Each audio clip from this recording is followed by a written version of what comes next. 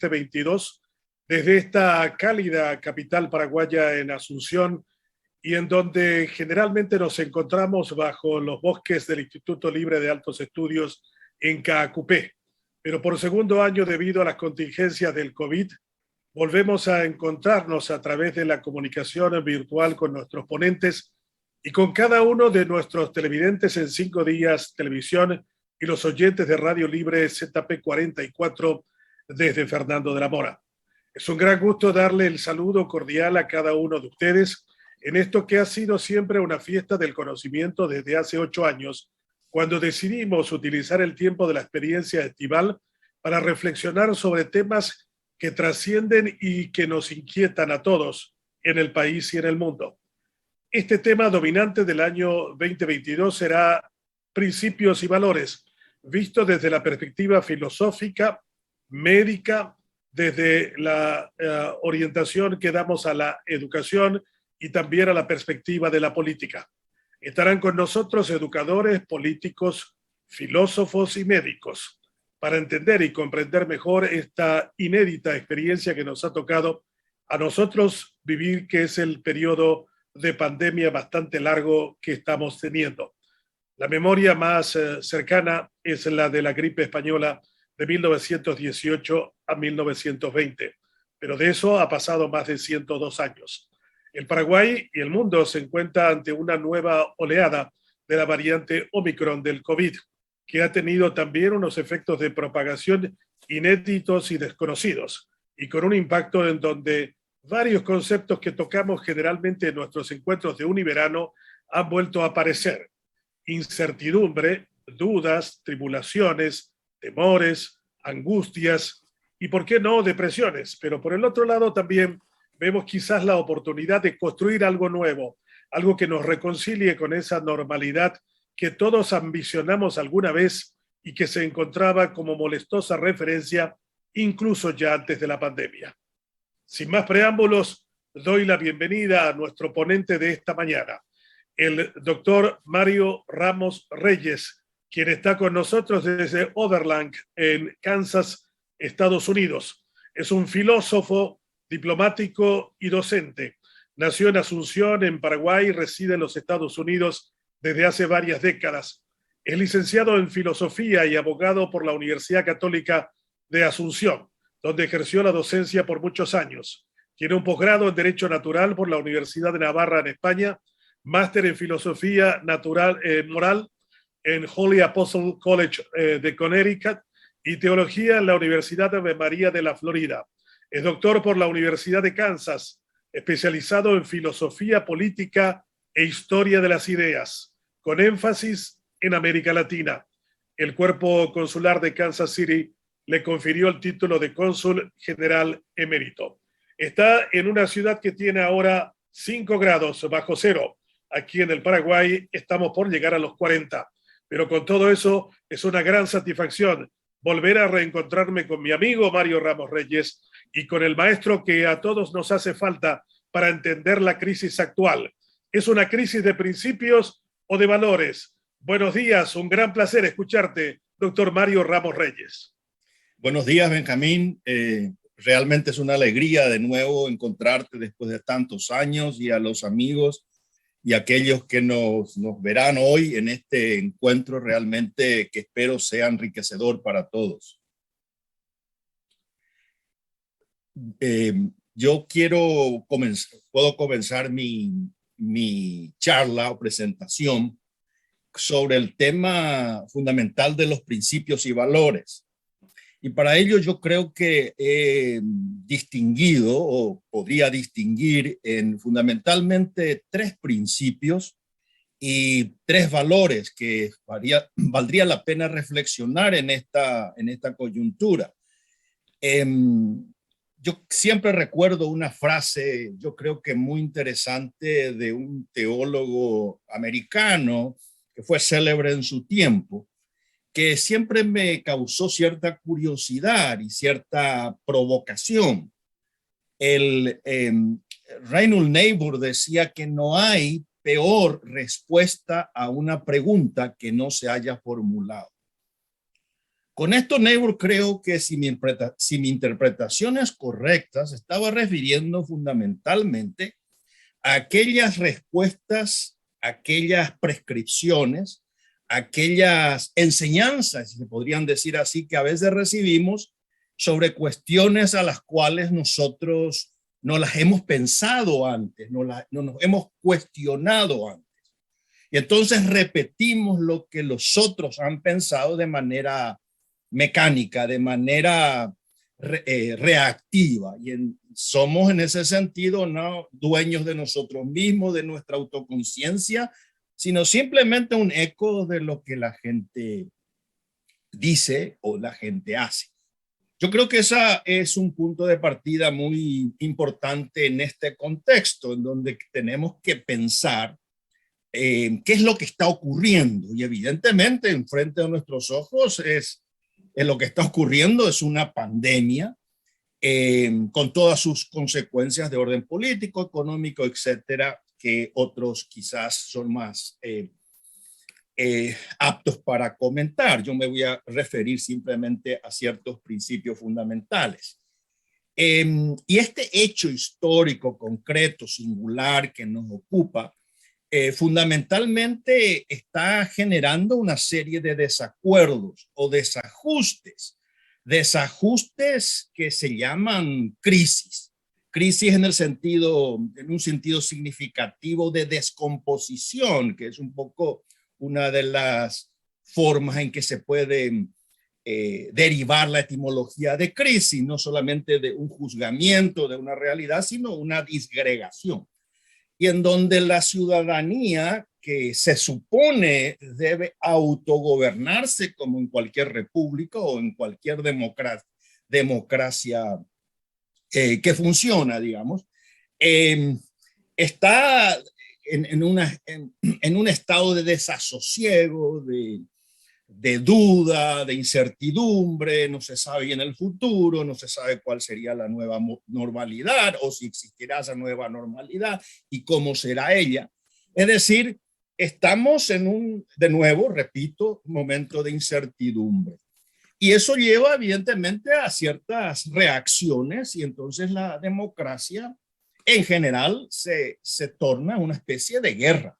No diría de guerra caliente, pero sí de guerra de ciertos medios de comunicación, medios digitales, donde se nota la agresividad y se nota digamos, la angustia de mucha gente, evidentemente muy razonable en algunos casos, en otros no tanto. Entonces, en base a eso, yo creo que vemos que nuestra democracia en general, y acá no me refiero solamente a una en particular, sino yo creo que no solamente las democracias emergentes, sino también las desarrolladas están sufriendo una crisis al interior de sus sistemas.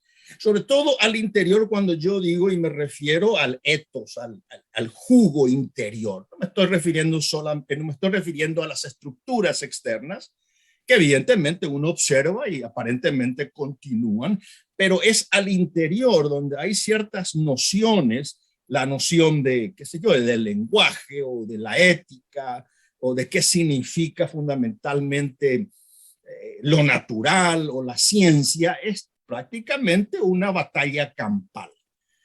Y entonces yo simplemente quiero ir enumerando ciertos principios que nos puede ayudar a pensar esta realidad o la raíz de esta crisis, por lo menos echar cierta luz, espero. Siempre yo digo a mis alumnos que es mejor encender un fósforo que maldecir a las tinieblas, ¿verdad?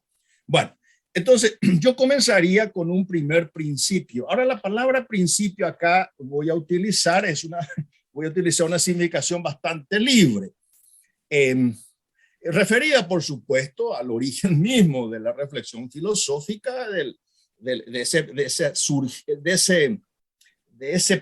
esa realidad de la cual surgen las cosas, ese arjé, ahí viene la palabra arquetipo. ¿Cuáles serían esos principios que nos pueden ayudar? Lo primero que yo diría, obviamente, estamos situados como seres humanos históricamente en medio de ¿qué? En medio de una enfermedad.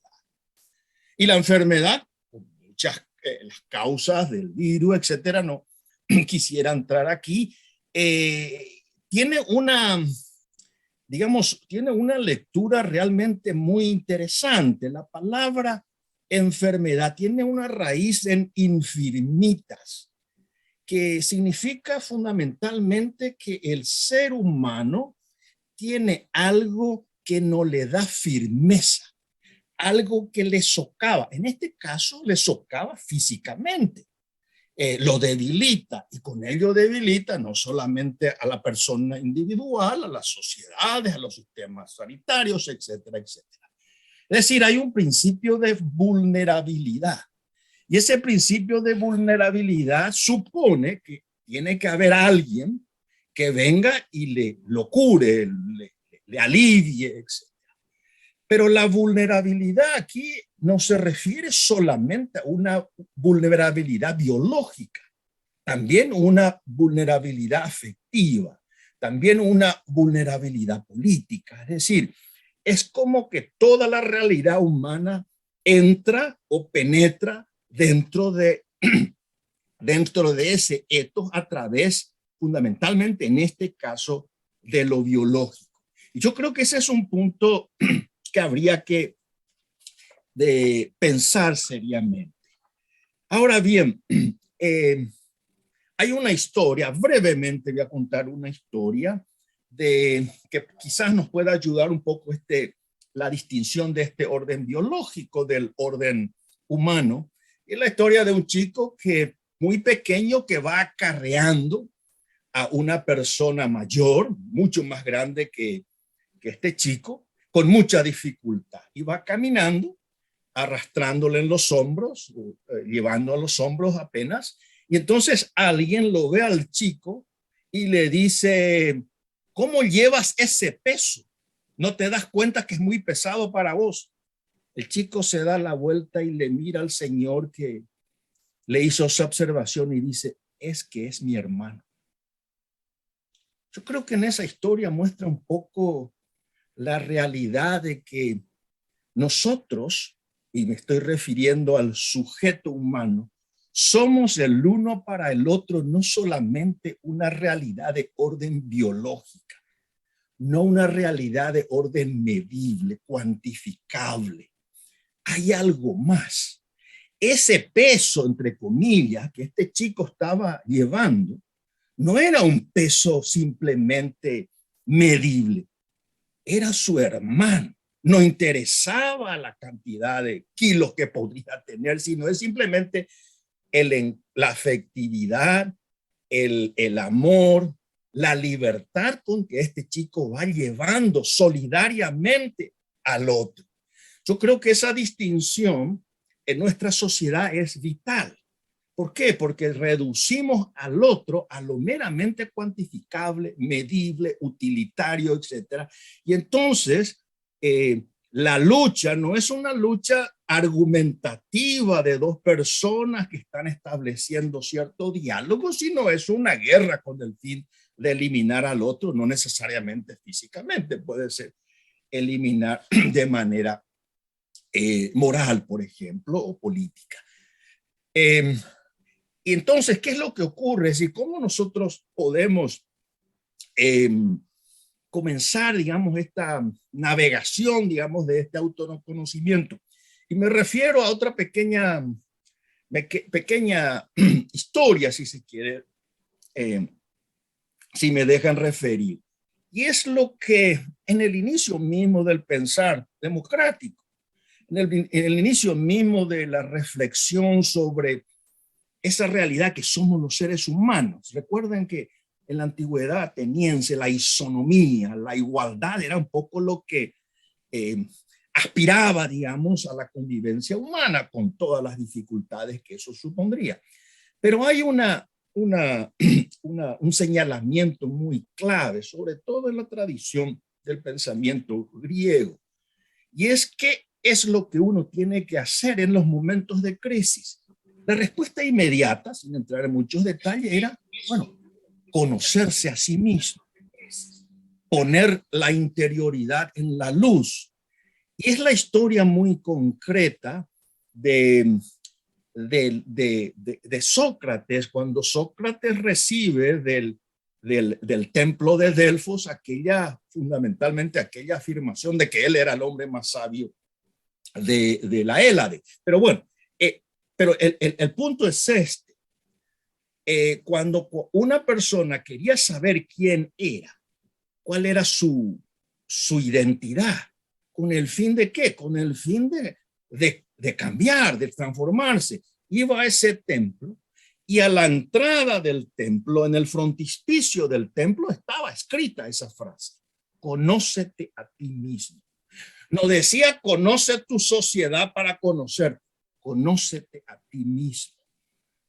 Una vez que esa persona franqueaba, digamos, las puertas de ese templo, y recuerden que era un templo. El templo tenía una significación profunda, porque el templo suponía que la persona que entraba se mantenía en silencio.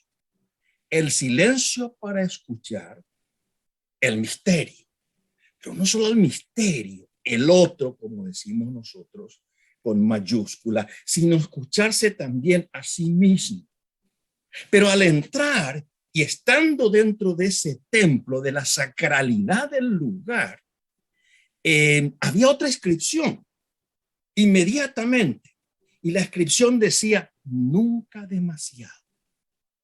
Nunca demasiado. ¿Qué quiere decir fundamentalmente? Nunca en los extremos. Es decir, tiene que haber un equilibrio.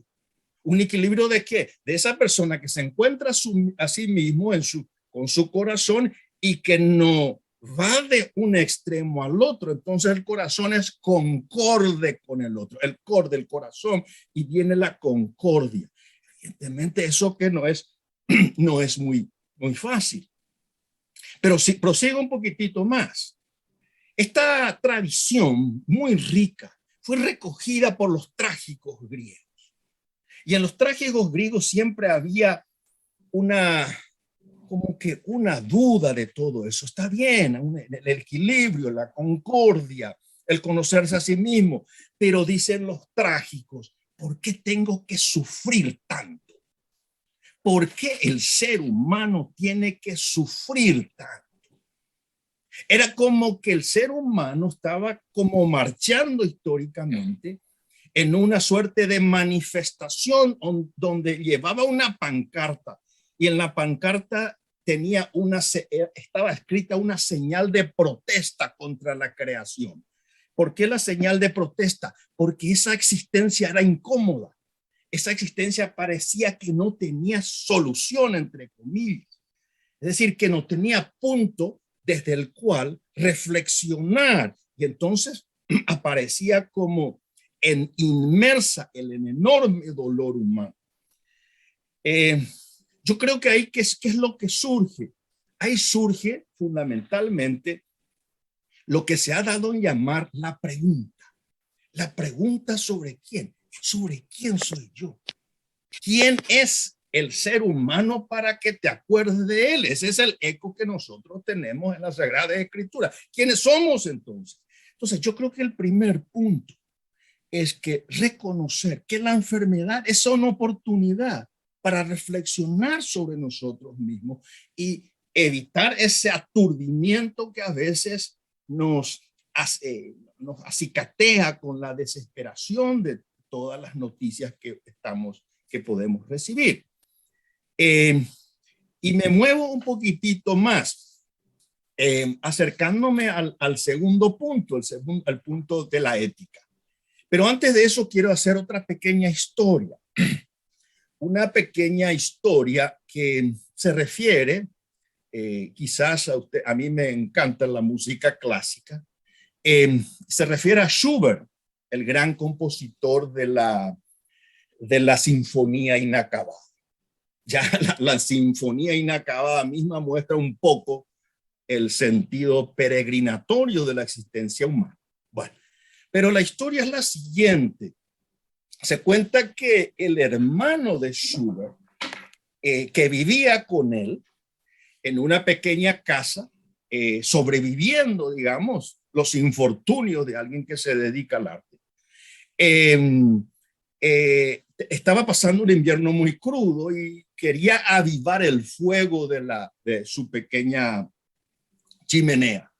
Entonces estira la mano desde un cajón, esos cajones que todos tenemos, donde tenemos un montón de papeles arrugados, estira, saca un montón de papeles, los arruga y cuando se movía para ir a alimentar ese fuego que estaba muriendo, se da cuenta, mirando de reojo, en que había algunas inscripciones en ese papel, en esos papeles. Desarruga ese bollo de papel y comienza y se da cuenta que hay toda unos signos musicales. Dice, no, esto es de mi hermano. ¿Qué es lo que estaba haciendo el hermano? Estaba por quemar la sinfonía inacabada. ¿Qué puede uno colegir de todo esto? Que la realidad humana, sea la realidad física biológica o la realidad del entorno, no se reduce estrictamente a lo material. Esa partitura era una cuestión de papel, pero no solo de papel. Esa partitura de papel enfrente de alguien o de un artista que pueda co-crear o recrear la belleza que implícitamente estaba en su propio texto es algo inefable, algo que no tiene medida. Es solamente la medida de la belleza. Y yo creo que en ese acto creador también se ve la dignidad profunda de la persona humana. Y a veces reducimos estrictamente a lo instrumental. Es decir, el papel me sirve para quemar, tal otra realidad es simplemente un instrumento, y en última instancia el ser humano en relación a otro ser humano son meros instrumentos, y eso se nota fundamentalmente en el área política, donde es simplemente una lucha por el poder. Es decir, tiene que haber ahí, digamos, como un salto, una actitud que nos mueva fundamentalmente desde qué? Desde una realidad que aparentemente es inerta a una realidad que es intangible, que tiene una enorme valoración. Valoración no solamente para mí, que puedo ser un compositor, para los que me escuchan, para la humanidad como tal. Es lo que a veces yo les digo a mis alumnos cuando muy a menudo yo comienzo una clase llevando la República de Platón. Para muchos eso sonará esperanto. Pero Platón lo que hace es un diálogo. Y el diálogo no está muerto, está en el texto. Pero depende del intérprete, en ese momento el director de orquesta, que haga traer a la vida eso que está ahí, como una semilla que va a florecer de nuevo. Y entonces se va recreando, y las posibilidades, como diría mi gran profesor Adriano Irala, las posibilidades de esa obra son infinitas.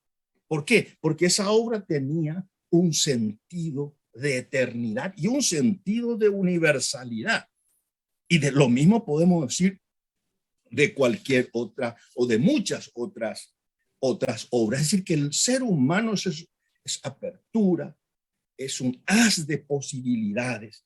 Y las posibilidades, y ahí me estoy ya moviendo al segundo punto, segundo principio, las posibilidades nos mueven hacia las cosas que valen, que estimamos. Es decir, los valores, el valor de la justicia, el valor de la belleza, el valor de la verdad, el valor de la amistad y muchos otros. Pero eso supone movernos más allá de lo meramente cuantificable, de lo meramente medible.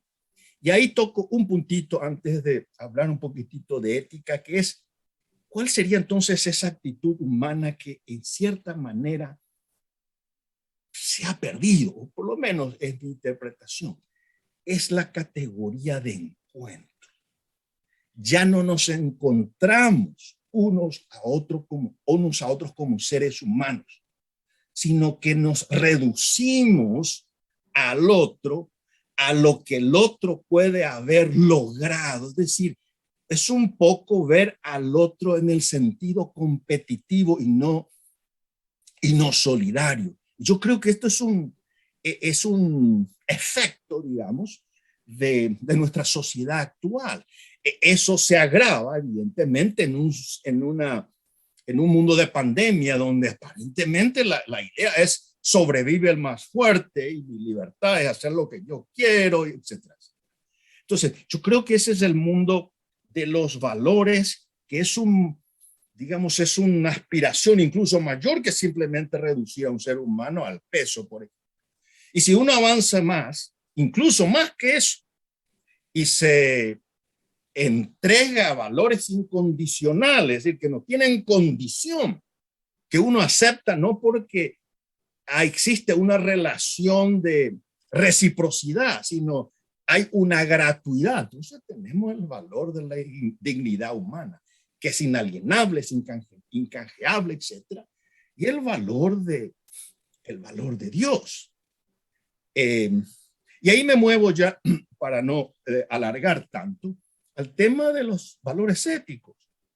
Pero ¿qué ocurre en el contexto actual? Se habla mucho de ética, se habla mucho de moral, pero no sabemos cuál es la significación propia. Es decir, no solamente eso, vivimos como yo digo a veces, de yapa de lo que la ética alguna vez fue. Porque apenas uno pregunta a cualquier persona, y esto ocurre en cualquier sociedad, ¿cuál es el bien moral? Y bueno, las respuestas son una miríada de contradicciones. Para uno es la utilidad, para el otro es el placer, para el otro es, qué sé yo, el bien, para el otro es simple la norma, para el otro es hacer cualquier cosa que a uno se le venga en cada momento, etcétera. Sino que hay fragmentos mezclados de lo que es lo ético. Y ahí mismo nosotros reaccionamos porque hay corrupción. Pero bueno, ¿cuál es la medida de la corrupción? ¿Es simplemente la ley o existe algún tipo de valoración que sea, digamos, que calibre esa ley? Y yo creo que ahí viene una gran crisis que un gran filósofo inglés que vive en Estados Unidos, ya muy anciano, McIntyre, llama el mundo después de la virtud, como que vivimos en una tierra de nadie. Y eso se nota en el funcionamiento de las democracias actuales, donde las pretensiones éticas no son equivalentes, no solamente no son equivalentes, sino están chocando entre sí. Son, como dice muy bien McIntyre, inconmensurables. No tenemos la misma medida para una propuesta, una pretensión y la otra. Y entonces estamos en lucha, y entonces estamos en conflicto, y entonces no hay consenso. O el consenso es un consenso simplemente del poder. ¿Por qué? Porque hablamos idiomas tan distintos que yo no le entiendo a mi vecino. Y entonces hablar de un ecumenismo suena muy, muy loable, pero en la realidad concreta es que justamente esa democracia con esa fragmentación ética se transforma en una democracia babélica. Es decir, es una Babel, donde es ininteligible entender a una persona muchas veces. Bueno, y entonces nos movemos a un tercer principio o perspectiva. ¿Cómo se da entonces esta sociedad? Esta sociedad aparentemente ha olvidado o vive ya no de la verdad, ya ni se plantea uno la verdad. Si todo es relativo, entonces vivimos lo que se ha dado en llamar el mundo de la posverdad. Y entonces lo que existe son simplemente fake news, o como dicen los españoles, los bulos, las invenciones, las conspiraciones. Y entonces, fundamentalmente ya, ¿qué es lo que tiene sentido? Lo que tiene sentido valga la redundancia, valga la paradoja, sería el sobrevivir. Y el sobrevivir en medio de la incertidumbre. Y entonces es una duda totalmente que afecta, y afecta porque angustia a la persona. Y el efecto tenemos realmente en el número de personas que incluso se sacan la vida, etcétera, en la desesperanza de no darse cuenta de cuál es, o la imposibilidad de no tener esa verdad, ese ideal de vida al cual nosotros podemos imitar, etcétera. Y sin entrar aquí ya, no quiero entrar en ese olvido de la verdad como la patencia del ser humano, que el ser humano tiene una dignidad, etcétera, etcétera. Sino es simplemente cada uno tiene su opinión. Y entonces a la misma pregunta, varias personas contestan de manera totalmente diferente, pero todas ellas con una advertencia. ¿Cuál es la advertencia? De que ellas creen que su respuesta no es realmente la respuesta verdadera, porque la verdad no existe. Y entonces, ¿qué es la sociedad? Y la sociedad es una batahola. De nuevo, es una batahola quizás no física, pero que tiene desajustes donde se nota cierto tipo de violencia, mucho más se nota tipo de violencia verbal. Entonces, con eso sobre la enfermedad, el tema de la ética y el tema de la posverdad, me muevo a, bueno, ¿y cuáles serían los valores que más o menos pueden ayudarnos a confrontar eso? El primero de ellos es obvio. El primero es obvio. En cierta manera, yo ya estaba vislumbrando con lo que vengo diciendo en esta presentación. Lo primero es pensar. Lo primero es pensar. El problema nomás que yo encuentro es, sabemos lo que es pensar. ¿Cómo yo sé que pienso? Comenzaré con algo muy negativo. Pensar no es repetir lo que otros han pensado. Eso es ser un eco. Eso es ser un zombie. Pensar no es simplemente emitir relatos. El relato no tiene realidad. El relato es una justificación de ciertos intereses. Entonces, ¿qué es pensar? ¿O cómo nosotros podemos pensar el pensar? Valga la tautología. Valga la forma de repetir lo mismo. Y en eso yo siempre recurro de nuevo a los clásicos. Y recurro a Platón. Platón nos cuenta en un diálogo el Teeteto. Era un joven inquieto de su época, que hablaba con nosotros, buscando realmente esa verdad, esa patencia, esa aletheia, como dicen los griegos, esa verdad del conocerse a sí mismo, etcétera, etcétera. Y en el Teeteto, en un momento, Teeteto le dice a Sócrates, bueno, Sócrates, te estás hablando mucho, ¿qué es lo que significa pensar? Y Sócrates le dice esto: pensar es el diálogo del alma consigo misma. Pensar es el diálogo del alma consigo misma. Si uno comienza a reflexionar, dice diálogo. Diálogo significa más que uno, pero yo soy uno. Entonces, ¿cómo es eso? Es monólogo. No, no es diálogo. El logos, el razonamiento, pero consigo mismo, supone cierta quietud. En el barullo de la realidad no se puede entender mucho. Y entonces hay un diálogo. Ahora, ese diálogo uno lo tiene por el hecho de ser persona. No. Sócrates dice, no vayas a creer Teeteto que porque vos sos un ser humano vos podés pensar. Tenés la capacidad, pero no quiere decir que pienses. ¿Por qué? Porque pensar, ese diálogo, dice Platón a través de Sócrates, dice, no, supone que un ejercicio, supone, digamos, hoy en un lenguaje actual, un entrenamiento. Así como si yo quiero decir, bueno, yo puedo correr 100 metros. Bueno, por el hecho de ser un ser humano no puedo correr, tengo que entrenarme y aún aunque me entrene ya no puedo correr 100 metros. Pero el punto es que si uno quiere pensar, como si uno quiere bailar, como si uno quiere correr, tiene que ejercitarse.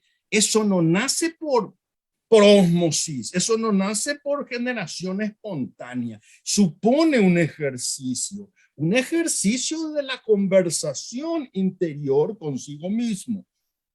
Ahora, ¿qué supone esa conversación? Esa conversación supone por lo menos 4 cosas. Primero, supone que aquello que uno está pensando hay que definirlo. Es el famoso búsqueda del concepto como una realidad que da luz a la realidad. Cuando yo converso y dialogo, tengo que saber de aquello que estoy conversando. Por lo tanto, definime tu término, no digas cualquier cosa. Y eso supone que yo tenga que saber algo previamente a ese pensar. Pero dejemos eso por el momento. ¿Cuál sería el segundo punto luego de esa definición? El análisis. Yo tengo que distinguir las partes, así como hice hoy, es decir, una serie de puntos, el análisis y después una síntesis. Recoger todo eso y decir, mira, esta es la mirada, así yo lo veo. Y entonces la síntesis es la sinopsis, es como ver en conjunto. No ver simplemente la parcialidad, la especialidad, sino vemos el conjunto. Después vemos los detalles. Entonces uno se mueve desde el concepto, el análisis y la síntesis. Pero no queda todo ahí.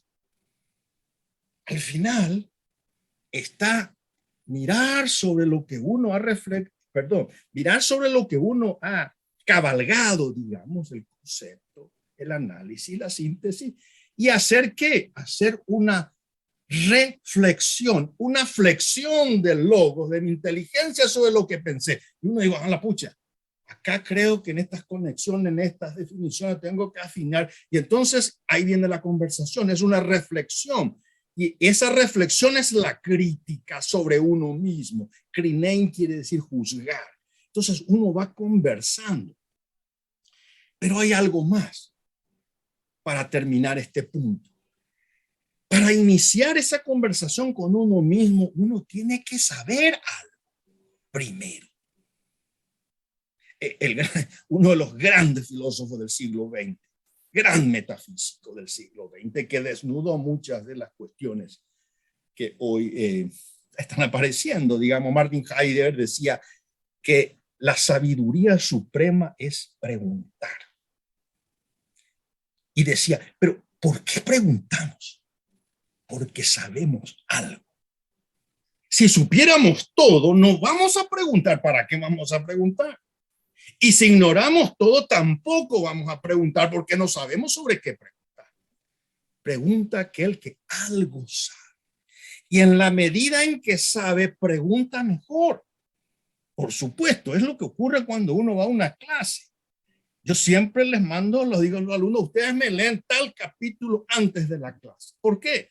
Porque ahí las preguntas van a ser preguntas realmente mucho más sabrosas, porque el alumno ya está sabiendo algo. No viene de una suerte de tabula rasa, de ignorancia del tema.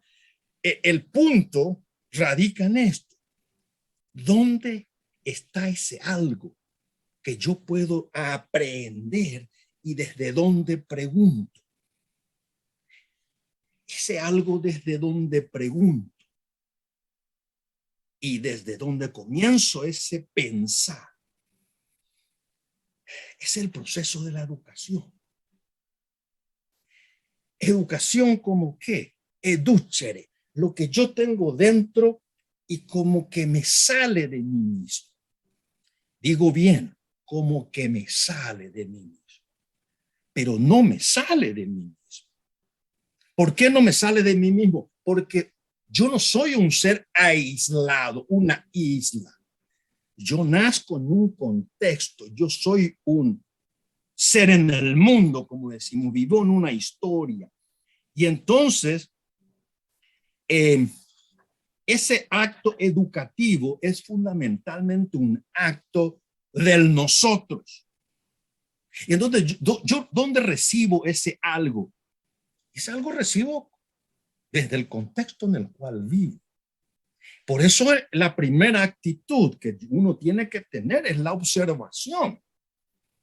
La primera frase de cualquier conocimiento es observar, es la sorpresa, es la curiosidad, es dejarse realmente impactar por la realidad.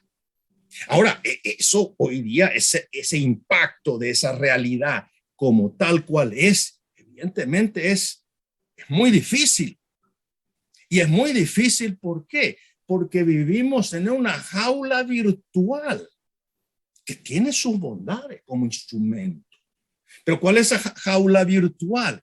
No vemos la realidad tal cual es, sino de la manera en que nos cuentan cómo es. Y yo siempre pongo la historia que con un colega aquí que hablamos sobre estos temas, decía, él me dice, mira, lo que hice la otra vez en la clase es muy relevante. Y dice, pregunté a mis alumnos, teníamos una clase de filosofía de la naturaleza, y me dice él, pues, hice una pregunta obvia, y le pregunté a los alumnos, bueno, vamos a comenzar a hablar de la naturaleza, de los seres, etcétera. Temas a veces muy complejos, pero comienzan de algo muy sencillo. Entonces su pregunta fue, mira, díganme usted, vamos a hablar de la agricultura, dice. Pero antes de eso me gustaría saber ustedes de dónde de dónde ustedes consiguen o tienen su lechuga, le dice. Levanta la mano un alumno y le dijo, del súper. Entonces, el profesor dice, ¿se dan cuenta? Vienen a darme una respuesta de un instrumento mediador, un conglomerado que le da algo que es en el fondo natural. Pero no, todavía no la imaginación. ¿Por qué? Porque vivimos en esa especie de cárcel virtual en donde todo se nos da manufacturado. ¿Y qué es lo que se ha perdido? El sentido del áger, algo que viene de la tierra misma. Posiblemente ese chico no tuvo la oportunidad de ir a una granja a ver, qué sé yo, cómo nacen los animales, cómo se ordeña una vaca, etcétera, etcétera. Entonces se va perdiendo que el sentido del asombro, de la belleza, de la realidad. Y entonces el trabajo de las manos, que es el principio de ¿qué? Del trabajo de la mente, porque todo conocimiento intelectual comienza de los sentidos. Pero esos sentidos ya están totalmente abotagados por una manera de conocer estrictamente cautiva, digamos. Entonces, ¿a qué se reduce la educación hoy? Y yo siempre pongo las respuestas que a mí me dan. Y me pregunta, ¿usted qué hace? Bueno, yo enseño, le digo. Bueno, ¿pero qué te enseña? Y enseño filosofía. Y la inmediata pregunta que todos me hacen, casi sin excepción, ¿y eso para qué sirve? Es la pregunta de la utilidad. ¿Para qué sirve? Posiblemente no sirve para nada. Si servir es la norma, entonces hay cosas que sirven, pero que realmente no edifican, sobre todo no edifican la convivencia moral y política. Evidentemente sirve el conocimiento tecnocientífico. Ahora, si uno se pregunta para qué ese conocimiento tecnocientífico realmente tiene sentido, Bueno, esa es una pregunta de valoración, pregunta de fines, pregunta de filosofía. Bueno, pero si uno no estudia filosofía, porque eso no sirve, ¿de dónde uno va a saber eso? Bueno, entonces me van a decir, bueno, pero entonces eso, no, eso va a solucionar un algoritmo que va a decidir todo. Entonces, ¿qué somos nosotros? ¿Y somos unos pequeños robots o más bien alguien dirigido por qué? Por algo impersonal. Bueno, como diría Winston Churchill una vez, y esa civilización llega a establecerse, es preferible para mí no estar más en este mundo. Pero bueno, entonces la educación es una manera que nos hace más personas. Ahora, ¿cómo lograr eso? Ese ya es un tema bastante largo, pero yo creo que en este sentido es desarrollar esos hábitos fundamentalmente intelectuales del pensar críticamente, del elaborar. Y no solamente eso, sino también del actuar conforme al bien, a lo que es realmente propiamente humano.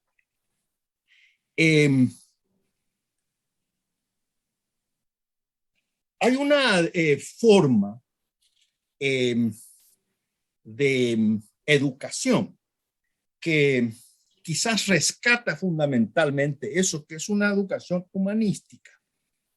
Ahora, esto nos va a puede llevar a cosas muy extensas, no quiero entrar en eso, pero yo creo que ese es un punto en el cual uno tiene que enfatizar.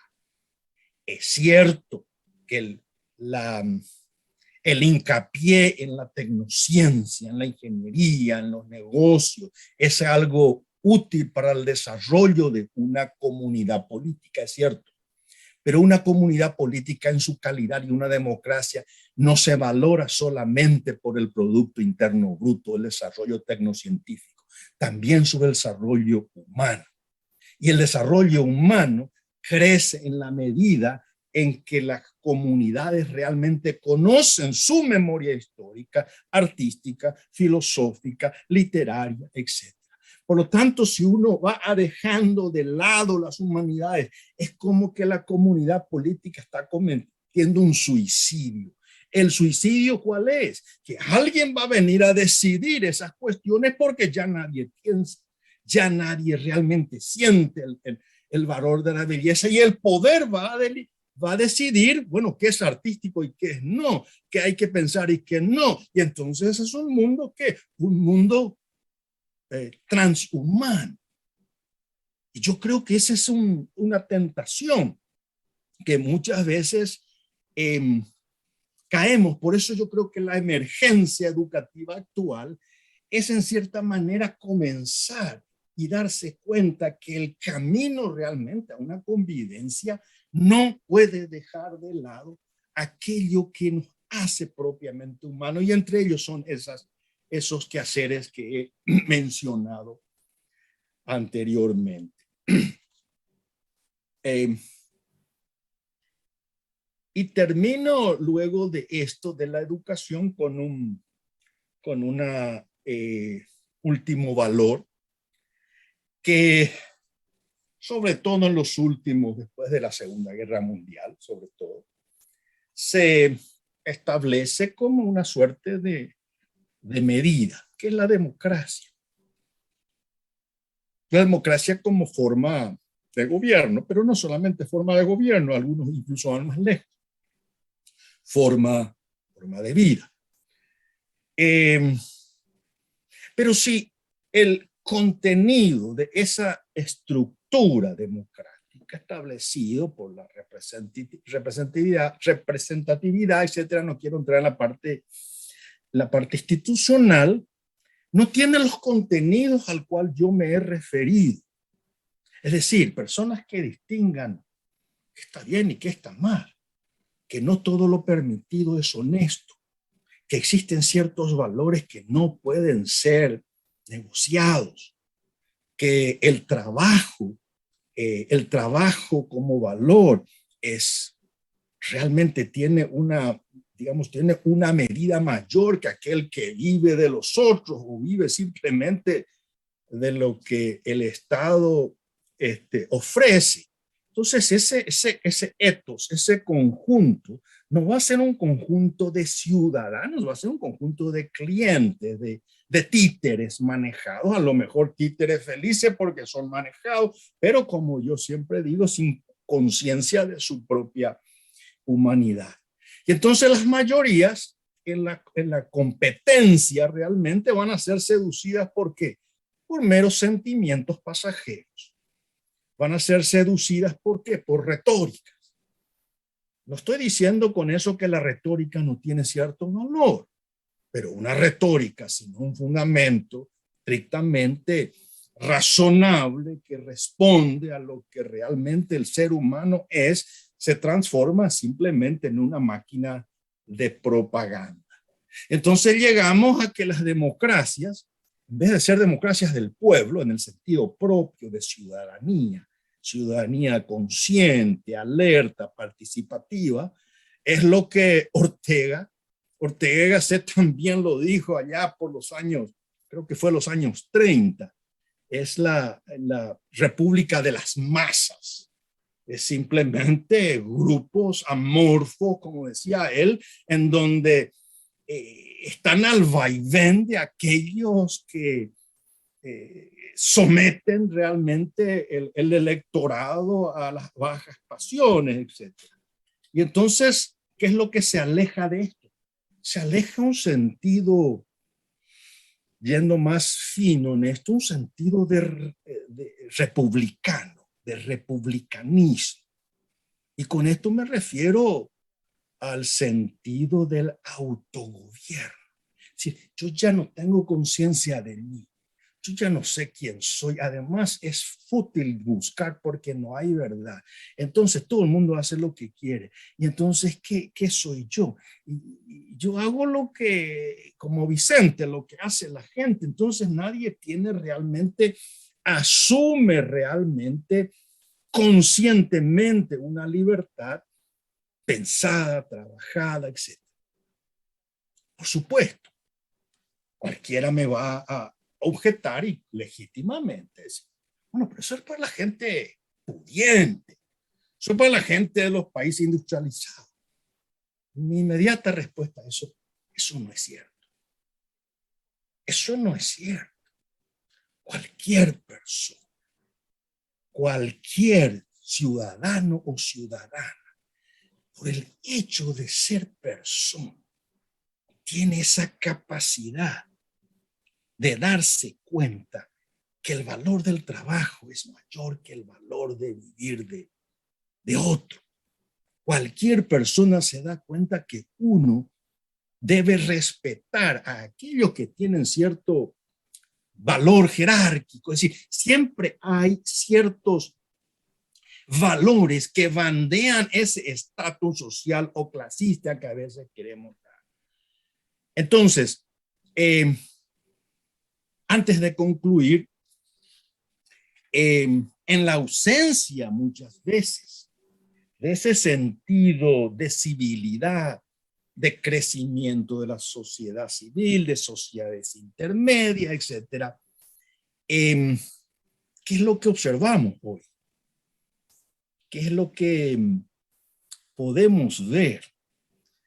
Y yo me quiero ponerle ya 3 ejemplos para ir terminando. 3 personajes que yo creo que habitan en nuestro contexto. Y esos 3 personajes fueron enumerados y se hizo una descripción quizás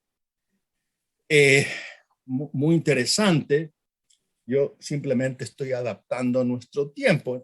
Hizo un filósofo danés, Kierkegaard, el padre del existencialismo, donde él se planteaba exactamente esa despersonalización que él ya venía viendo en toda la civilización europea de su época. Pero de cualquier manera, él decía que en esos momentos de crisis, de donde lo humano se nos escapa, donde no captamos que tiene que haber un encuentro, donde realmente uno es simplemente como un momento en ese proceso histórico, donde hablar como yo en este momento estoy hablando es completamente irrelevante, porque lo que la gente quiere es las grandes ideas y las grandes soluciones. Y Kierkegaard dice, no. Esa es nuestra sociedad, decía, donde está gobernada o está, digamos, guiada, entre comillas, por tres personajes, dice. Primero dice el seductor, dice la palabra. ¿Qué es el seductor? El que entretiene. Aquel o aquella, digamos, que está entreteniendo. Es el ámbito de ¿qué? De mirar a nuestro alrededor y son los que animan la sociedad. Fulanito se fue al verano y no le gustó tal cosa, menganito tuvo tal ropita, y sotanito, entonces nos entretienen. Nos entretienen en un momento dramático que exige pensar, pero nos entretienen. Y entonces nos olvidamos y estamos festejando si ocurre esto con fulano, si anda con fulano. Y entonces la sociedad ¿de qué? La sociedad del pseudo es del chisme. Y eso es planetario.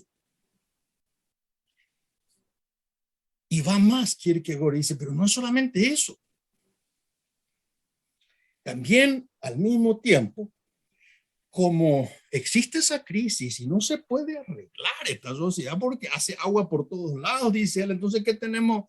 ¿A quién se le confiere, digamos, la autoridad para un arreglo, entre comillas, de esa sociedad? Dice, utilizaré una palabra actual, al manager, al experto.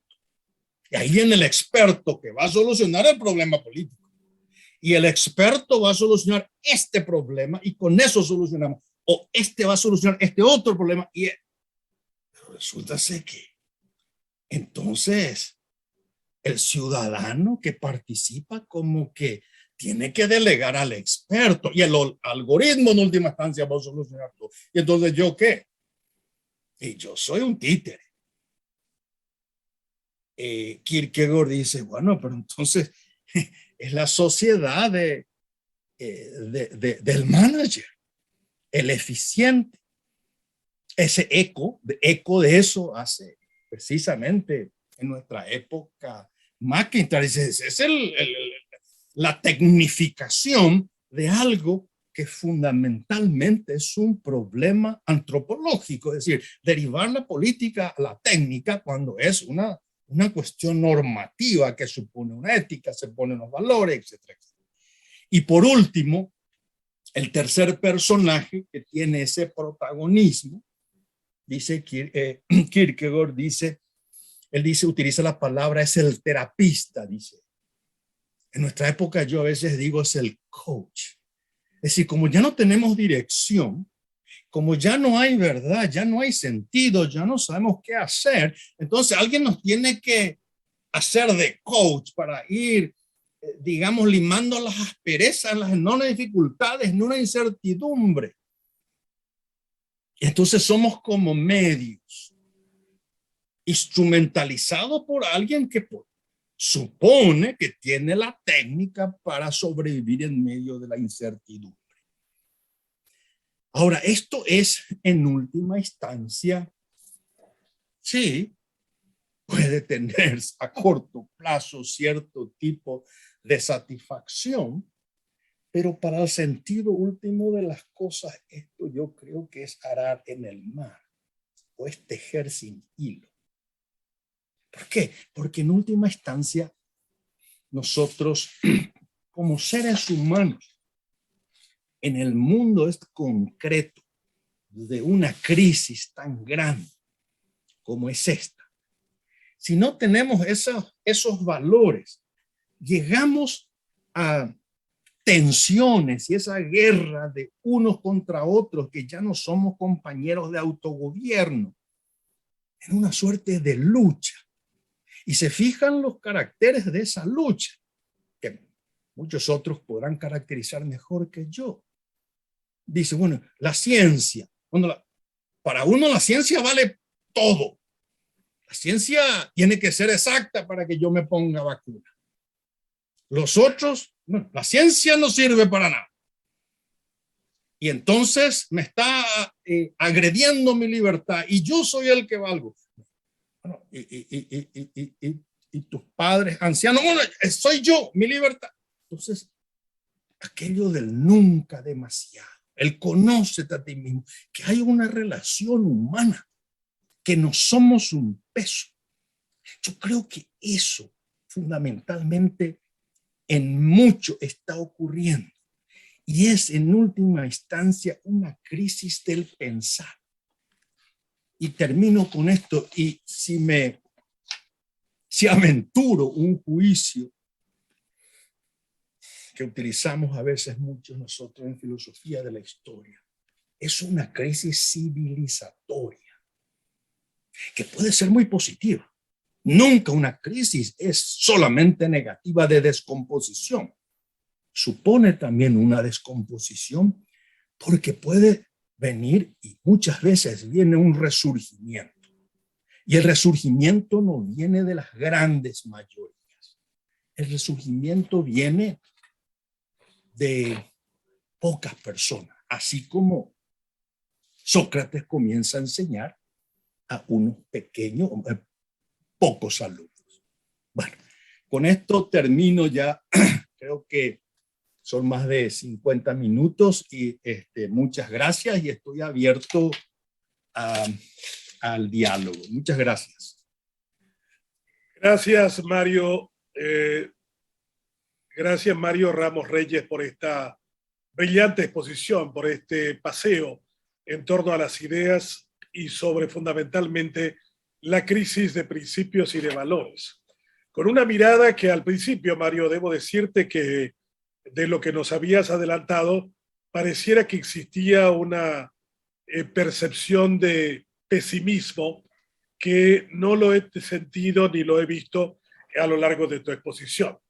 Creo que hay también una cuestión de responsabilidad que surge de muchas de las ideas que tú nos planteas acerca de cómo y dónde deberíamos construir esa nueva normalidad. Si estamos ante una posibilidad de reflexionar y de pensar eso, o estamos entretenidos con los influencers o con aquellos otros que realmente tratan de colocarnos en una dimensión que no es la más apropiada para profundizar de esta crisis. Yo tengo un par de preguntas, pero quisiera dar la posibilidad del comentario. Y también una pregunta a Víctor Raúl Benítez, economista y profesor de la Universidad Getúlio Vargas en el Brasil. Buenos días, Víctor Raúl. Gracias, Benjamín. Buenos días. Gracias a Mario. Le hago llegar los saludos de Isaías Vergara, con quien jugábamos fútbol anteriormente. Ahí se ríe Mario. Nadie nomás sabe que Mario es filósofo, pero es futbolista, puntero izquierdo o centro delantero, parece que... Bueno, número 10. Número 10, mediocampista. Bueno, la verdad que somos todos futbolistas disfrazados nomás de economistas o de filósofos. Anoté acá, muy interesante, le felicito. Anoté acá algunos temitas cuando él dice la pandemia es una situación de desajustes, de desacuerdos, de crisis, de disgregación, etcétera, etcétera, etcétera, de duda, de incertidumbre sobre el futuro, sobre las hipótesis sobre el futuro. Y allí yo como economista quiero ya plantear lo siguiente. En este momento hay tantas discrepancias, la vacuna, no, vamos a parar la economía, no hay que parar la economía, hay que ponerse la vacuna, hay que no ponerse. Y allí yo voy a Locke. John Locke decía, la suma de las voluntades o de los deseos individuales es la voluntad de todos, pero viene Rousseau, le dice, pero cuidado que la voluntad de todos no es la voluntad general, porque la voluntad general es suma algebraica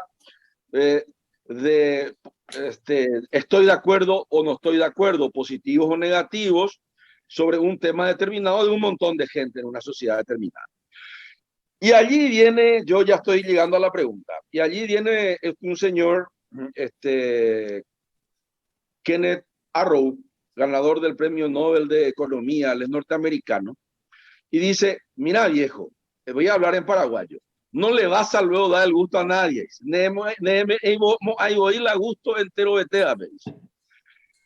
Porque al final, se llama el teorema de la imposibilidad, dice, de Arrow. Él dice, como es imposible darle el gusto a todos, y ahora como habla Mario, menos en pandemia, donde la historia se acelera y tenemos que tomar decisiones de manera rápida, porque tenemos que sobrevivir. Entonces yo pregunto, atender lo que dice Arrow, Mario, dice, como los valores, estoy hablando del utilitarismo de Bentham nomás, que tiene valor, que no tiene valor para este o para aquello, como los valores son tan disímiles, son tan diferentes para uno u otro, más aún, repito, en pandemia, cuando con gran asimetría informacional y con gran, ¿cómo que se dice?, ineficiencia pública y privada para solucionar los temas, porque de una semana a otra nos contagiamos todos, casi se muere todo el mundo, etc. Entonces, en ese momento de urgencia, es difícil darle menos, es posible darle el gusto a todos. Y dice Arrow, no le vas a dar gusto a todos por medios democráticos, dice él. Cuidado, por medios democráticos. Solo un dictador tiene que venir a decir, bueno, ¿cuál haya yapota así?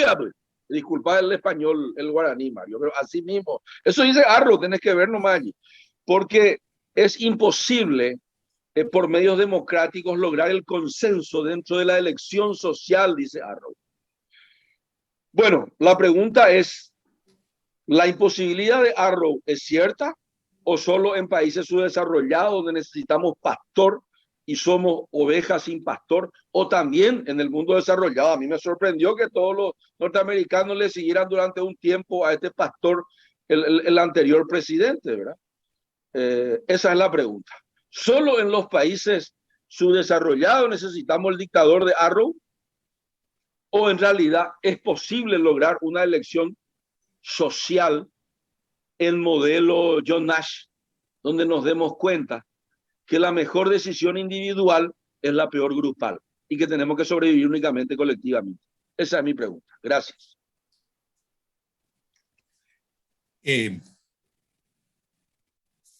Como diría mi querido maestro Santo Tomás, sed contra.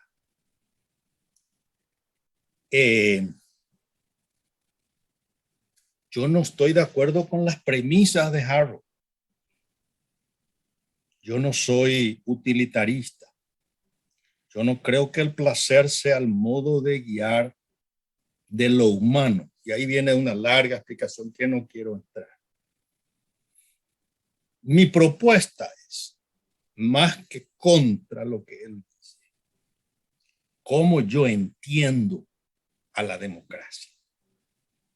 El lado positivo.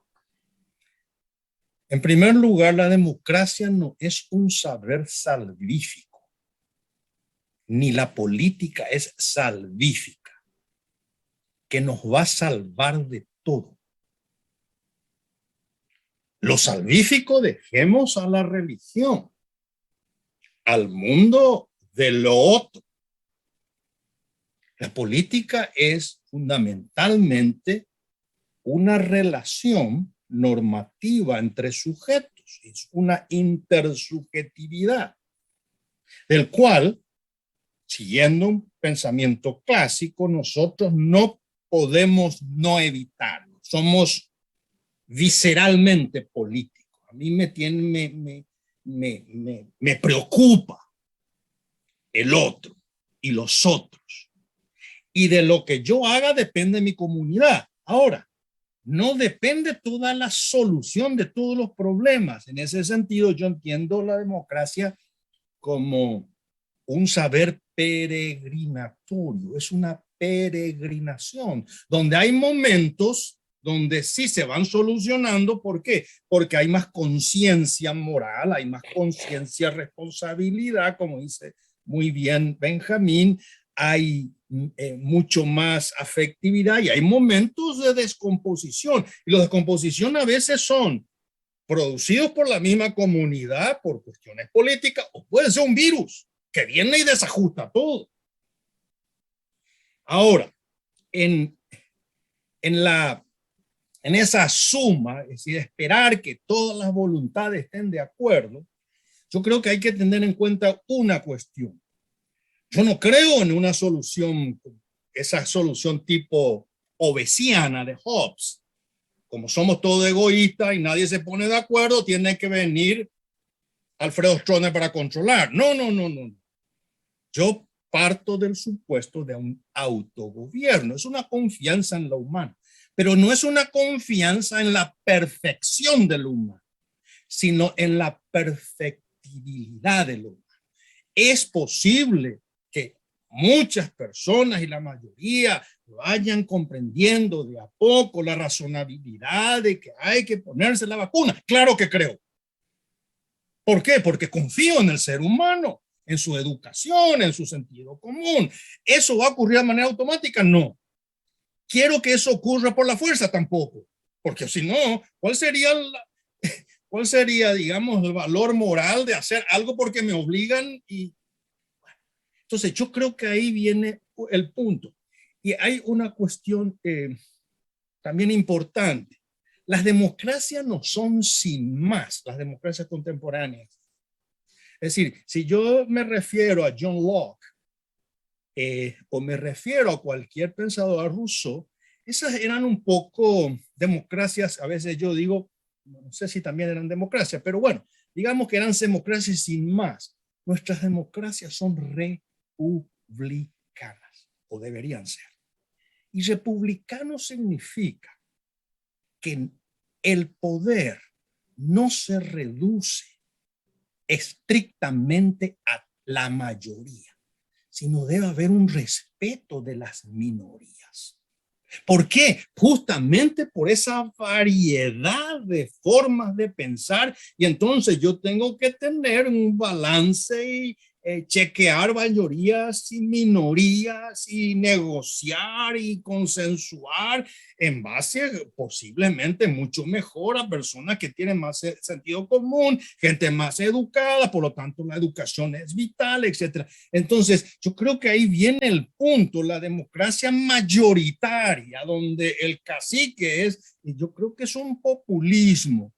En un momento tan crítico como esto, yo creo que el valor de la república con el fin de balancear intereses tan contradictorios, yo creo que es vital.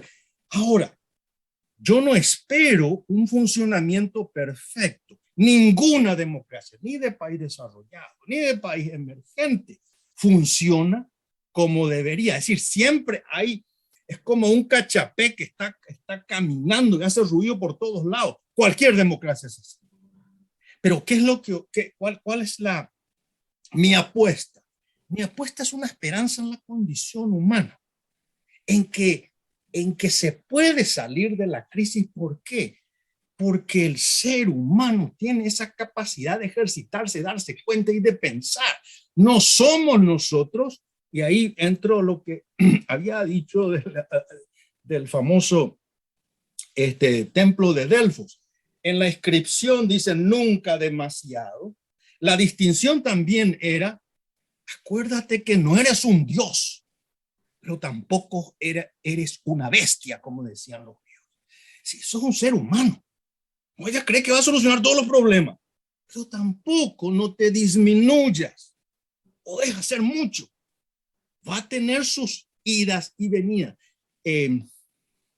Como diría la famosa metáfora del filósofo Maritain, mi querido maestro, decía, la historia es del trigo y la cizaña.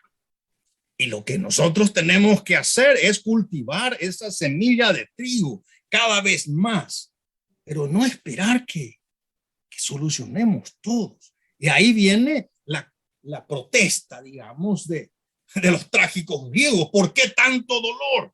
Bueno, y yo creo que esa es nuestra lucha. Y ese es el sentido, yo creo, positivo que uno tiene que ver en la confianza en la humanidad. No sé si contesté o... Sí, excelente, excelente, Mario. Le dejo a Benjamín que continúe coordinándonos. Gracias, Mario.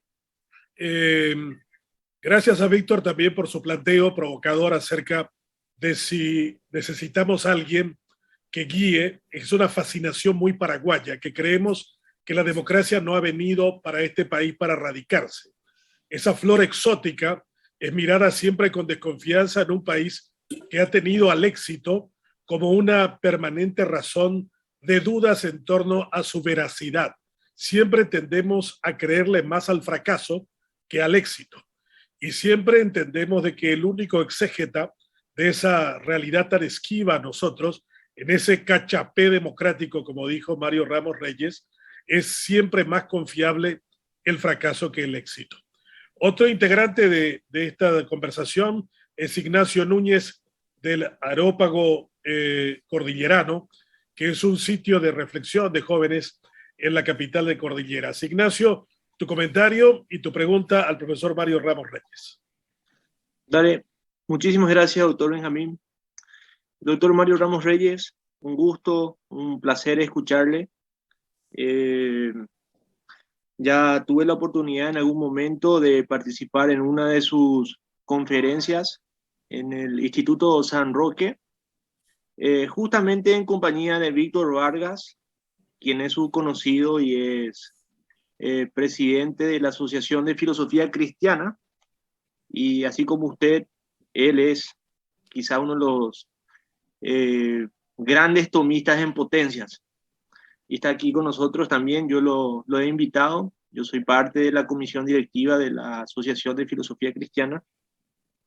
Bien, doctor Mario, hice una serie de apuntes, me pareció fabuloso todo, fabuloso, y quiero recurrir a un artículo que usted escribió sobre Nietzsche y la Navidad. Bastante ingenioso, de hecho, ¿no? Me parecía una explicación fabulosa de lo que es la Gaia Ciencia, ¿no? Y yo tengo, doctor Mario, una pregunta sobre dos pensadores alemanes. Uno es Nietzsche y el otro es uno muy actual, muy respetado, muy renombrado ya en las academias alemanas, Marcus Gabriel. Lo primero, lo de Nietzsche, como gran crítico de la modernidad. Nietzsche de un principio desconfía fervientemente de todo discurso racional moderno y por ende y especialmente de la ciencia. Nietzsche considera la ciencia como un instinto disfrazado, doctor. Para Nietzsche la ciencia no es objetiva como dice ser, o nos oculta algo. En términos literarios es como el doctor Jekyll, ¿no? Como el hombre de ciencia que de día produce grandes avances en términos científicos, pero de noche una bestia que lo destruye todo. Yo creo que así Nietzsche entiende la ciencia, o así lo entendió de antemano, y el siglo XX le da la razón a Nietzsche. Y usted justamente en ese artículo aludía a este gran teólogo, Baltasar, ¿no? Que prestaba oído a Nietzsche. Y yo quiero hacer la comparación con el otro gran teólogo, Hans Kuhn, que en su obra Existe Dios, trata a Nietzsche como un profeta. Cuando aborda el pensamiento de Nietzsche, lo constituye ahí como una especie de profeta que viene a vaticinar lo que se viene. Y en esa línea, doctor, en este artículo que escribieron unos cuantos filósofos, ¿no? Aparece Marcus Gabriel y hace una afirmación o una sentencia bastante pretenciosa que dice así: la pandemia ha matado la posmodernidad. Y es bastante pretencioso porque, a ver, la posmodernidad, como usted ha explicado aquí brevemente, ¿no? Se caracteriza, entre muchas otras cosas, ¿no? Por la variedad de verdades o la posverdad. Ya no existe la verdad, sino las opiniones. Y esta pandemia viene para demostrar, digamos, de alguna manera, que al final, va a ser otra vez, digamos, la ciencia la que va a salvar, o sea, la vacuna y no los youtubers, no los coach, todos estos terapeutas, todos estos personajes nefastos, ¿verdad?, de las redes. Al final, el hombre de razón o de ciencia es quien va a salvar a la humanidad. O sea, bastante pretencioso. Y explica muchas otras cosas, ¿no? Tiene una posición bastante tibia, digamos, respecto a lo, por ejemplo, respecto a la vacuna, por ejemplo, Marcus Gabriel. Pero esa sería mi pregunta, doctor Mario, si usted sintoniza con la idea de Marcus Gabriel, de que la pandemia vino para demostrar, digamos, que las verdades o la posverdad va a llegar a su fin. Esa sería mi pregunta, doctor Mario. Como diría mi padre, upeaningo lo profundo. Lo primero que yo diría es que yo hago filosofía, no profecía. No sé si va a matar la posmodernidad. Ahora, tendría que leer más el contexto en el cual el profesor enunció ese juicio.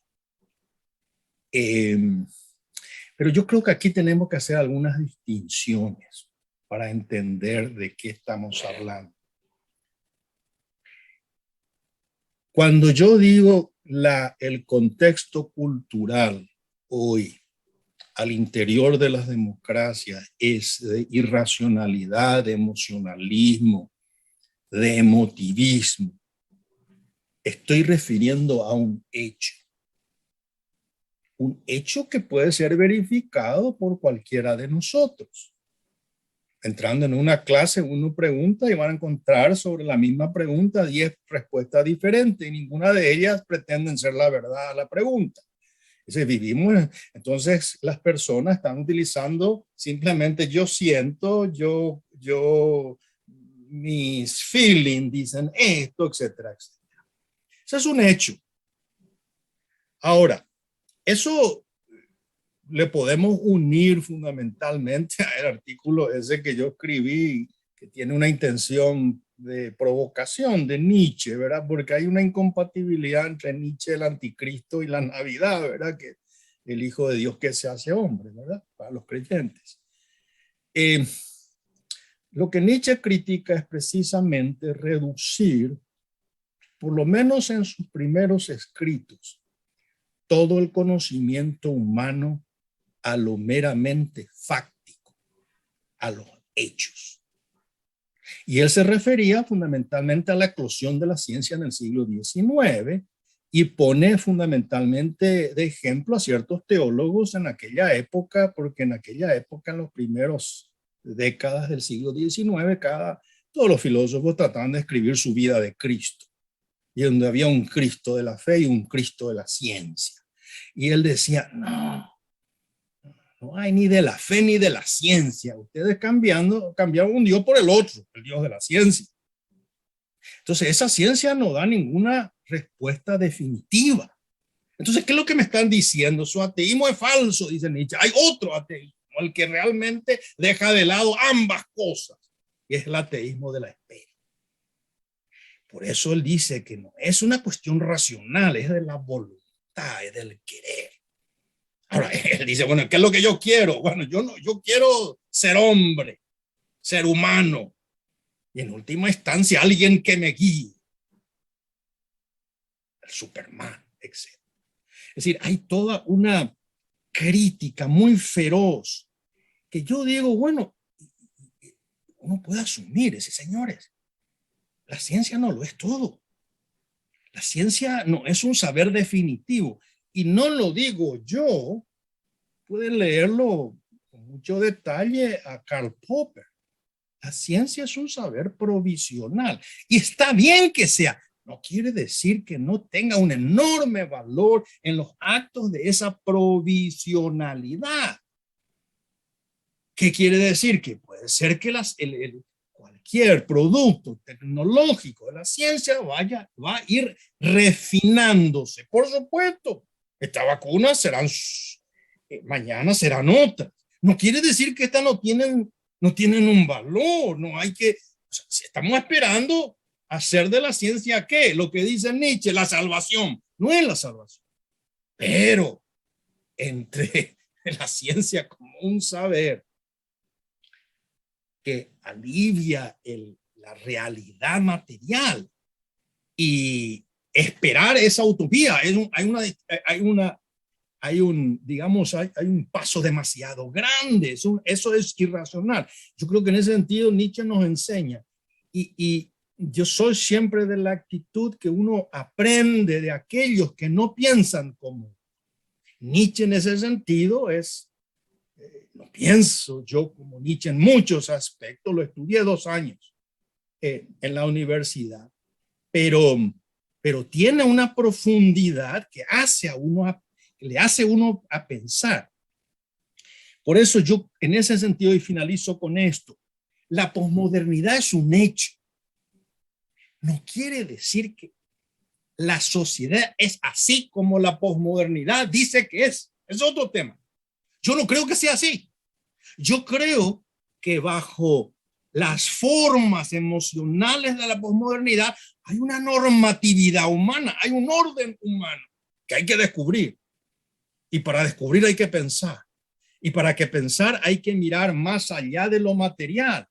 Entonces, arriesgando ya a meterme mucho en filosofía, no hay que referirse solamente a lo físico. Hay que hacer, como diría el viejo Aristóteles, metafísica. Hay que buscar los primeros principios de la realidad. Y eso supone una labor lenta, paciente, laboriosa, muchas veces ingrata, de soledad. Pero ahí uno comienza a pensar. No quiere decir que eso inmediatamente va a aclarar todo, pero es un camino. Yo creo que la humanidad siempre ha salido de crisis y ha ido, yo diría, mejorando en el sentido propio del término, sin dar a eso una categoría salvífica, ¿verdad? Pero yo contestaría así. 2 preguntas finales de mi parte, profesor Mario Ramos Reyes. Víctor, en cierta manera, ha provocado la mirada en torno a lo que acontece en Estados Unidos, ese vergonzoso periodo de Donald Trump de los últimos 4 años que pasaron, ha llevado a una profunda reflexión acerca de cómo un país que tiene 85 de las mejores 100 universidades del mundo pudo haber elegido a alguien como Trump.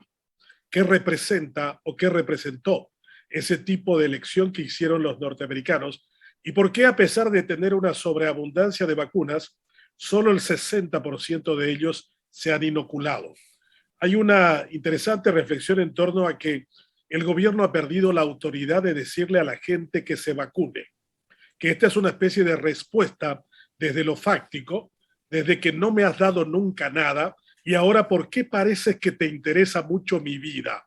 Y comienza la gente a sospechar eso y a salir a las calles y a manifestar su repudio. Y eso no acontece solo en Estados Unidos, ahí en el Midwest de Kansas o en Nueva York, sino también en la tierra de Erasmo, en Rotterdam, en Ámsterdam, lo mismo en la Alemania de Nietzsche, donde estuve durante un mes recorriendo esa Europa que parecía más sabia, más adulta, más madura, pero sin embargo tiene un montón de gente que dice, porque me lo pide el gobierno, no me voy a vacunar. El propio Djokovic, viniendo de una Serbia autoritaria, hace toda una bandera en torno a su ingreso a Australia y reivindica mucho de esos conceptos. Y volviendo a lo nuestro, y esto también para relacionar algo que habías hecho en el comentario del cachapé democrático, como este cachapé paraguayo, que siempre se dijo que era un país salvajemente conservador, que solo se sacudía ante la muerte, de donde provino esta nación desde 1870, ¿por qué con 17.700 muertos el año pasado, sin embargo, siguió eligiendo y premiando al Partido Colorado y a sus candidatos? O sea, el pueblo paraguayo no se consterna, no se persigna, no se asombra, no repudia ni la muerte. ¿Por qué uno y otro, profesor Mario Ramos Reyes? Te contestaría de manera gráfica con aquello que dijo Terencio. Nada de lo humano me es ajeno. Yo creo que reintroduce el tema que hoy les traté de comunicar. No porque las instituciones de un país desarrollado, llámese la patria de Erasmo, la patria de Benjamin Franklin o cualquier otra democracia desarrollada tenga instituciones que han aguantado, de utilizar ese término, el paso de los tiempos, el contenido no se pueda deteriorar, no pueda entrar en crisis. Lo humano es lo humano independientemente de esas instituciones. Es decir, un americano medio, un americano de otro estatus, un holandés, un francés, es un ser humano. Y un ser humano está sujeto ¿a qué? A los vaivenes de la crisis. Y un ser humano, sea cual fuere, no por ser francés o americano, ejercita el pensar. No por ser un holandés sabe lo que es la reflexión crítica de la síntesis o del análisis, la ignorancia de la homogeneización de la información abrumadora ha llevado realmente a una crisis civilizatoria. No es una crisis de la democracia emergente, es de lo humano como tal. Y entonces que se lo elija tal o cual persona que dice salvar, a mí ya no me extraña, porque yo no estoy hincando la mirada en este pueblo subdesarrollado, no, en el ser humano como tal. Y yo creo que ahí está la crisis. Es decir, si ustedes me dicen a mí, bueno, Estados Unidos tiene la educación, bueno, ¿cuántos metafísicos tiene Harvard? Posiblemente 1 o 2. ¿Cuántos profesores de filosofía han tenido que hacer las maletas y buscar otro trabajo porque el avance de la tecnociencia, bajo el argumento de que ya no necesitamos la filosofía, se han eliminado? Montones. Entonces, la crisis que hay es una crisis de rechazo de lo humano, de la humanización, del valor del pensar, del valor de la filosofía, del valor crítico. Usted me dice, bueno, quiere decir que alguien quiere en última instancia, ya no lo sé. Yo simplemente, esa es una realidad. Y entonces yo no hago esa calificación. Yo creo que lo humano está mal. Mal en el sentido que nos está dando cuenta. Por eso la labor, yo creo, de recuperar eso, de reflexionar sobre eso, es vital. Vital. Estamos en un momento, de nuevo, repito aquella famosa expresión y leyendo algo, si me dan un segundo, hay una frase célebre del libro Tras la virtud de el gran filósofo inglés, británico, inglés, que se muda a Estados Unidos, vive jubilado, McIntyre, y dice lo siguiente, 1984, y leo de manera textual. Esta vez, sin embargo, dice él, los bárbaros no esperan más allá de las fronteras. Ya nos gobiernan desde hace bastante tiempo. Esta vez, sin embargo, hablando de la crisis actual, el inicio, los bárbaros no esperan más allá de la frontera. Está utilizando una metáfora, está provocando. Ya nos gobiernan desde hace bastante tiempo. Y después concluye y dice, y es nuestra falta de conciencia de esto lo que constituye parte de nuestro predicamento. Y es nuestra falta de conciencia de esto lo que constituye parte de nuestro predicamento. Si no nos damos cuenta de eso, ese es problema de nosotros. Por eso es la autoconciencia, por eso es reconocer el autogobierno. Y termino con esto. Es famosa la historia, y yo creo que no es apócrifa, pero es una anécdota que puede ser debatida, pero lo interesante es la anécdota.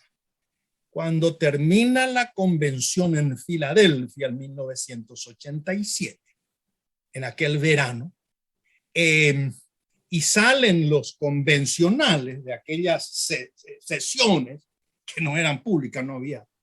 El viejito Benjamin Franklin, muy interesante, hay que leer su autobiografía, cómo entiende la República. Sale caminando el viejito al último porque era el más viejito y bueno, y una señora le dice, ¿qué estaban haciendo allá adentro?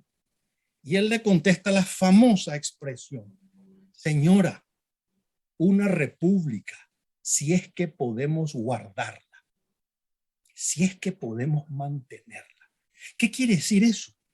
Cada generación, que es el humus, el contexto, tiene que ir como teniendo autoconciencia de qué significan las instituciones. Se puede perder, pero claro que se puede perder, como todo lo humano, independientemente de que sea un país desarrollado. Las crisis no hacen acepción de grado de grado de desarrollo. Entonces, en el fondo, por eso yo creo que estamos en el mismo barco, en la misma condición humana. Yo creo que eso hay que rescatar, la crisis de autoridad por todos lados. La crisis no solamente de la autoridad estatal, la crisis de autoridad familiar, la familia que se disgrega, que hoy día hablar de familia es un equívoco. Bueno, y eso forma parte no solamente de países en desarrollo, eso es un poco una especie de la homogeneización de la crisis. Ahora, el último tema, Paraguay, la muerte, ¿y qué tiene que pasar para que cambiemos?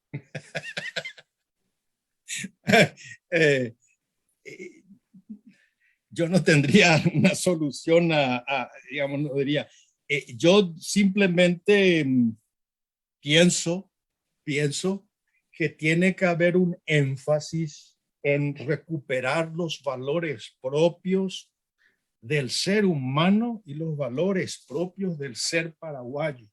Yo creo que no pasa solamente por una suerte de reforma del esqueleto. Yo no creo que eso es una condición necesaria, quizás, pero nunca es suficiente cuando se habla, vamos a reformar la Constitución, es una condición esa necesaria, quizás.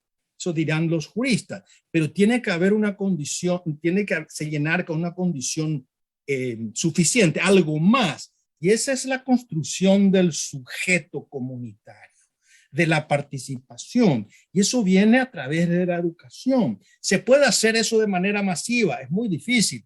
Yo creo que eso tiene que comenzar con los pequeños grupos que vayan dando de poca autoconciencia ciudadana, de responsabilidad, de ciertos valores y valores a todos los ciudadanos en general. Y esa es una labor realmente difícil, trabajosa y es lenta, no es automática. No porque se importan ideas automáticamente las personas van a comenzar a pensar. Eso es una labor muy larga y muy paciente. Quizás a veces nuestra generación, creo yo, no verá. El tema aquí es que hay que sembrar con el fin de que poco a poco se vaya teniendo conciencia. Esperar la solución rápida, yo creo que es una ilusión y por eso mucha gente tiene la tentación de que el líder iluminado es el que nos va a sacar y nos va a salvar de todos los males ciudadanos. Yo creo que eso es un error.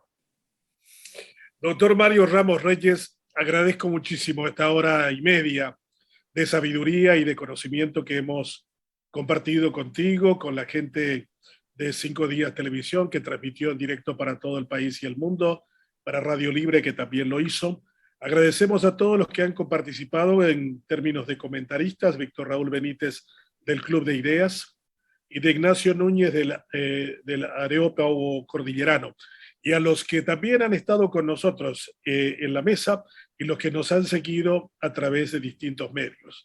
Me queda la gran tarea de decir, hay que profundizar la reflexión, construir la humanidad que realmente se parezca a sus mejores propósitos y entender de que esta es una crisis que nos debe apalancar a todos en la búsqueda de convertir al cachapé de la democracia en algo que dé menos tumbos y que tenga mayor previsibilidad de cara hacia el futuro.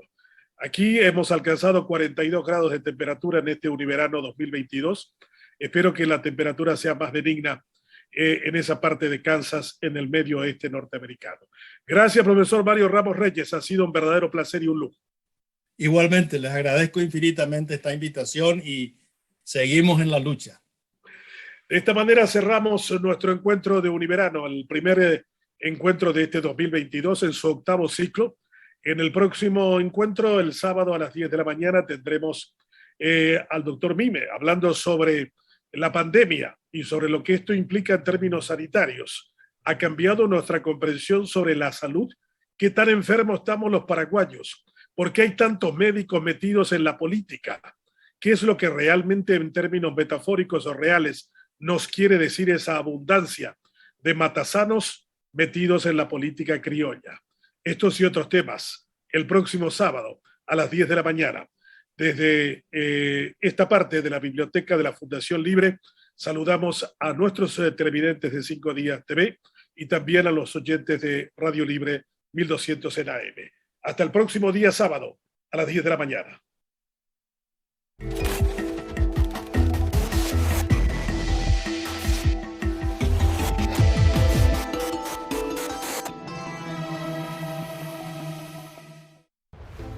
A todos nos cuesta ganar el dinero. Por eso entendemos el valor de cuidarlo. Hoy más que nunca, creemos que es fundamental elegir las cosas que nos gusta hacer. Y para poder hacer siempre un poco más, hay algo que es muy importante: el ahorro. El ahorro es pagar menos cuando podés hacerlo. Es aprovechar descuentos y promociones para que siempre puedas hacer lo que querés hacer. Porque la vida es hoy y también mañana. Vení a Sudameris. Disfruta todos los beneficios que tenemos para vos y convertite en un artista del ahorro.